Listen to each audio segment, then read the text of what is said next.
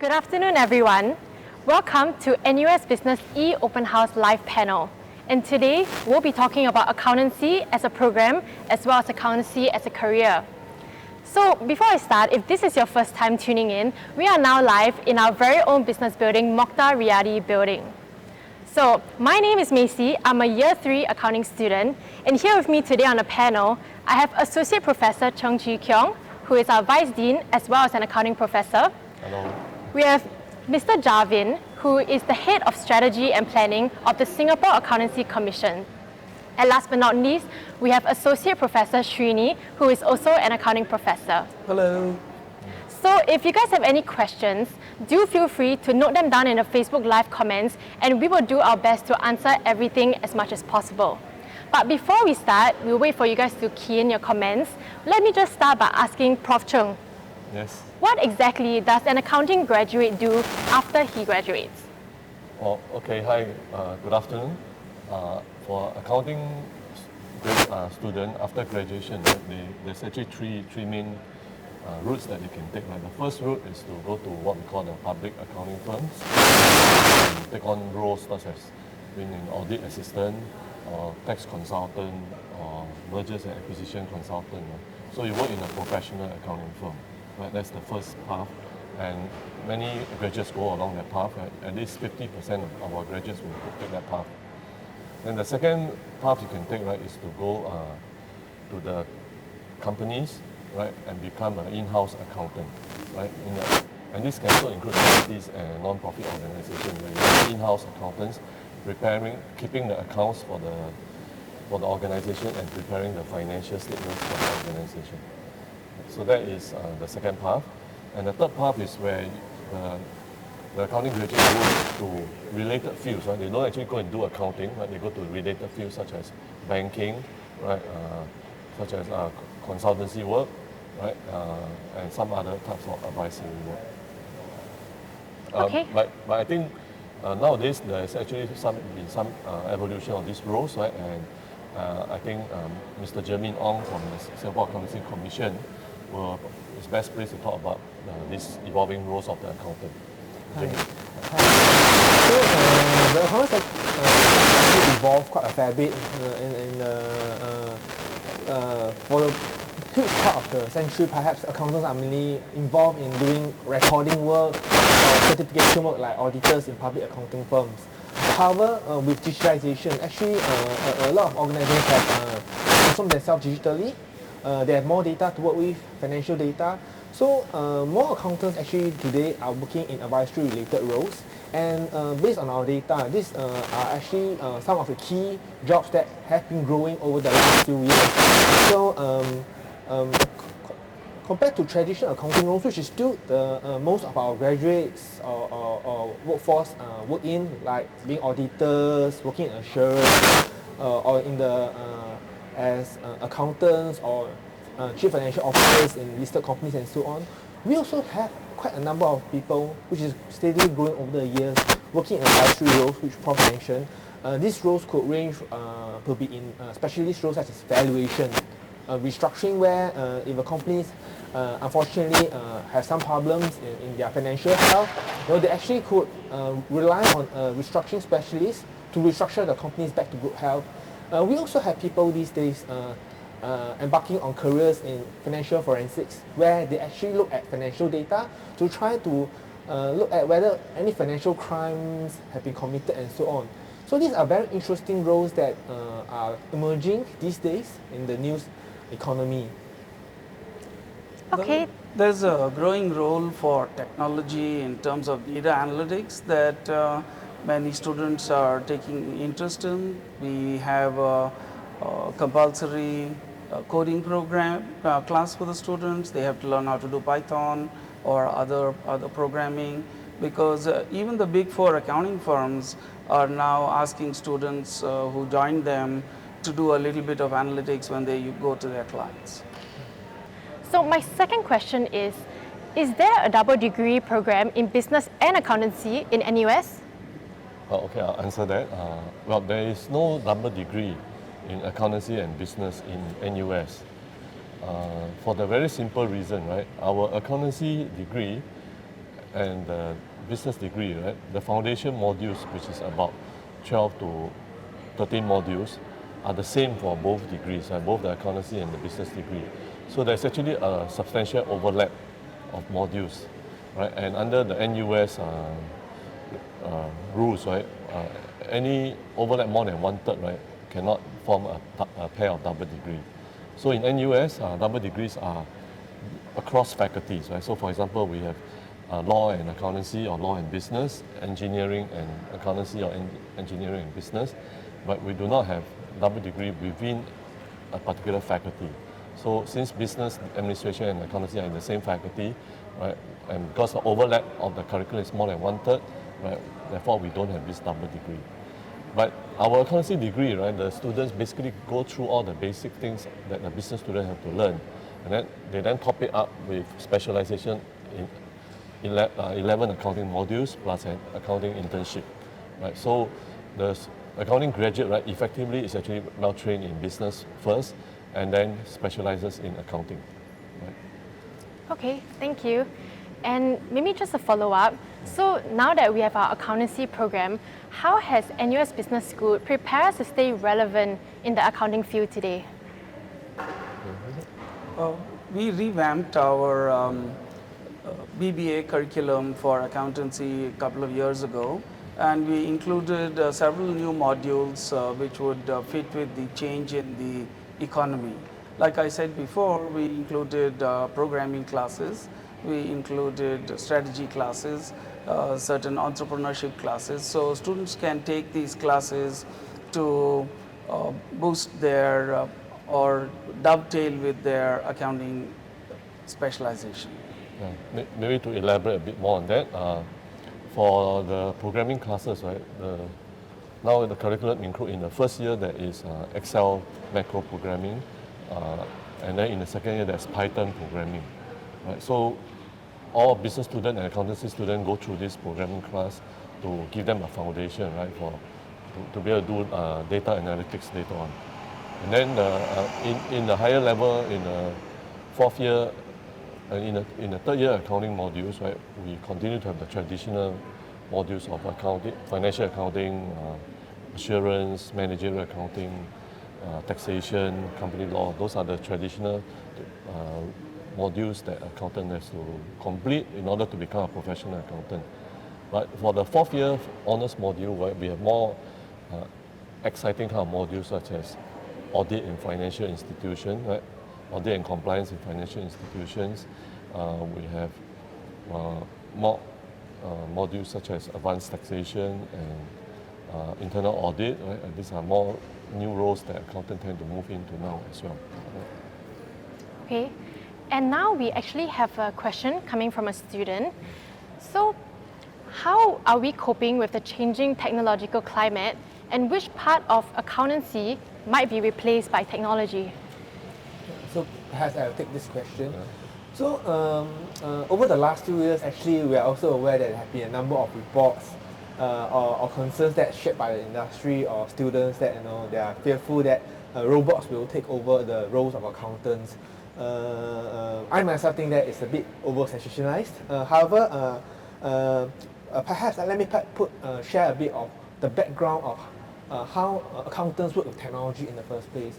I think for the last huge part of the century, growth of businesses and globalization has actually resulted in actually a lot of accounting work. So a lot of work to record business transactions and so on. However, technology has not exactly caught up with the pace of how businesses have grown. So as a result, a lot of accountants employed in the industry in the maybe 3-4 years ago perhaps do mainly recording work. Now the technology has helped to catch up a little bit. So yes, to a certain extent, we do see the number of people who are involved in recording work, the numbers have decreased. However, overall, the numbers of accounting jobs that we have on data actually have grown over the last few years. So for example, in those working in accounting firms, instead of seeing a decrease, the growth has been actually hugely positive, growing about 2 to 7% over the last 3 years. So as I shared earlier, the number of jobs in advisory have actually grown quite a fair bit over the last few years, particularly in 2018, people involved in IT advisory working in accounting firms actually increased over 60%, the number of job roles. So as such, perhaps we should take in perspective that yes, it may have impacted a small group of people, but as a result, technology has become an enabler to help create more jobs in accounting. Thank you so much. And I really agree with that because as a year 3 accounting student, I find that everything that I do needs so much critical thinking and analysis, and there's no way a robot at this time of age can actually take over that. So not to worry, we are definitely very well able to get a job after we graduate. Maybe I can add on here to give a sense of perspective. Right? Jermaine here is a bit younger than us, right? Than Srini and me, right? But we have been, I did my accountancy degree back in 1983, right? Back in 1983, an accountancy student had to actually study what is a computer, right? Have to learn what is input devices, central processing unit, output devices. Nowadays, nobody teaches what is called a computer anymore. Right? So during those times, we learned what is a computer, and accounting was pretty much at that point in time still just beginning to be computerized accounting systems. Right, so at that time there was a prediction there will be also going to be accountants going to die, right? But it never happened. Right? It's more than 30 years since I graduated. It has not happened, right? In fact, during these last 30 years, almost every 10 years, the number of accountants will spike, and the demand for accountants will spike. Especially like in the year 2000, around 2000 plus, after all the accounting scandals, right? Then actually they need more accountants to prevent accounting scandals from happening. Right, and just how Jermaine mentioned, right now there's a lot of roles for IT work involved together with accountancy. Right? So I don't think there should be no fear about accountants' job going away. In fact, accountants will just evolve and take on more new roles. Exactly. You hear a little bit about smart contracts and blockchain. These are distributed ledgers, and there are different ways of doing the same transaction, but there is still a need for assurance of some of these new ways of doing business. So accounting is not a dying field, it's just an evolving field.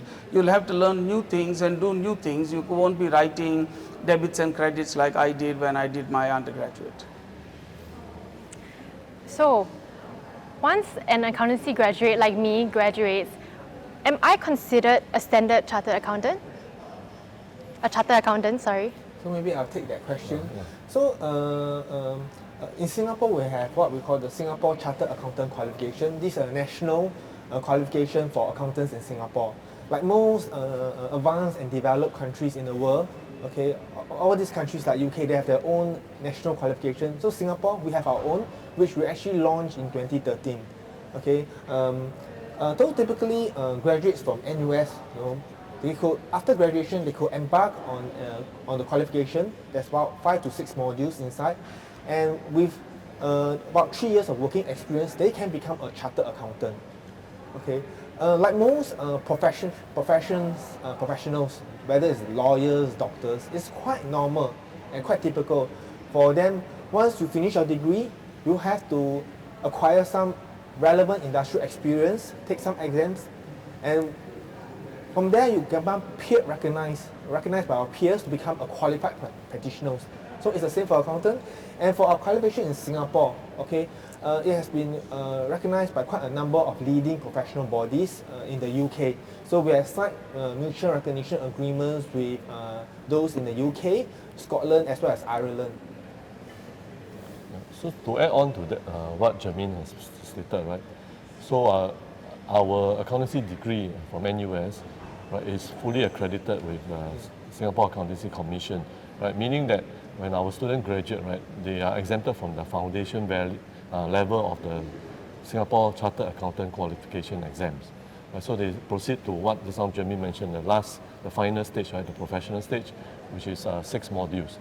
And in these 6 modules, right, actually, at least half of them, we also prepare our students to be able to take those modules. For example, our advanced taxation, together, which is an elective module, together with the compulsory taxation module that the students do in year 3, right, would prepare our students to take the taxation professional paper at the advanced level for the SCAQ exams.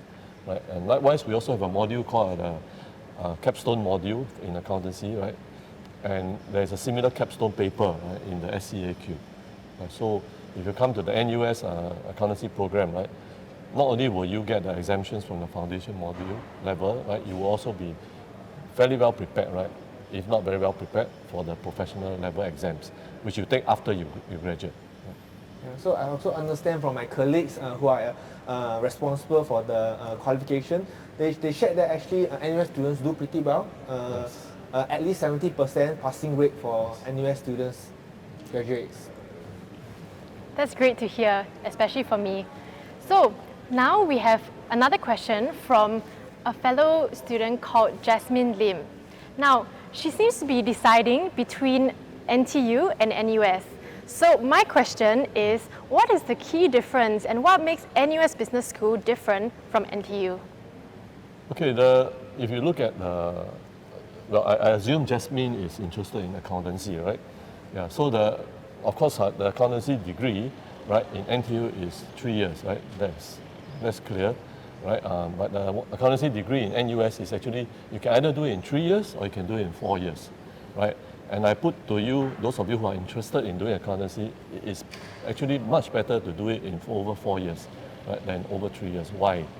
Right? If you come to NUS Business School and do the accountancy degree, right, you can complete all the accounting modules within 3 years and be able to satisfy the accreditation. Right? But if you stay on the 4th year, right, you can do a few things. If you stay on the 4th year, you can more easily do a second specialization, right, either in finance or in data and business analytics. Right? That will very well augment, right, whatever you learn in the accountancy degree. Right? It will actually open up more doors for your employment. Right? The second reason is that if you stay on another year, right, you will have to do this compulsory field service project, which all our honor students have to do. Now, in a field service project, right, you team up with three students, and then you go out to the real world to solve real problems for a real company, right? And you are guided by a NUS supervisor, and there's a company supervisor as well. And many students, right, tell us that they benefit a lot from this field service project, and in fact, sometimes they get employment, right, from the companies that they work for, right?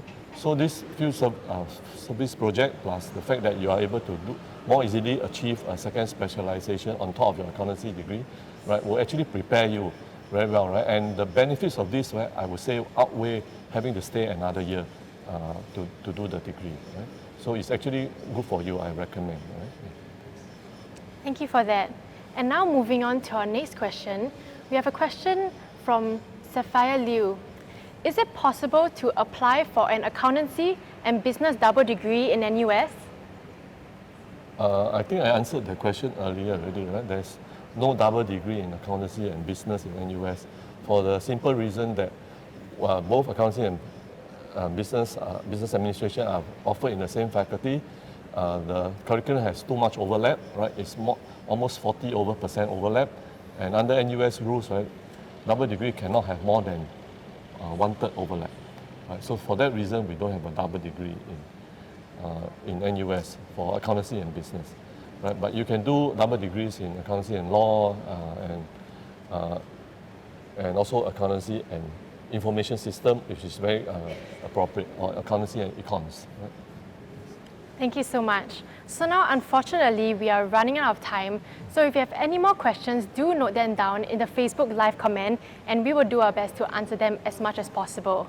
And in about 10 minutes, we'll be having our next session on talking with our deans, so we can talk about the various admission criteria or the program itself we have in NUS Business School. So now, thank you for me. I am Macy. This is Prof. Cheng, Mr. Garbin, and Prof. Shuni. Thank you. Thank you. Thank you. Bye.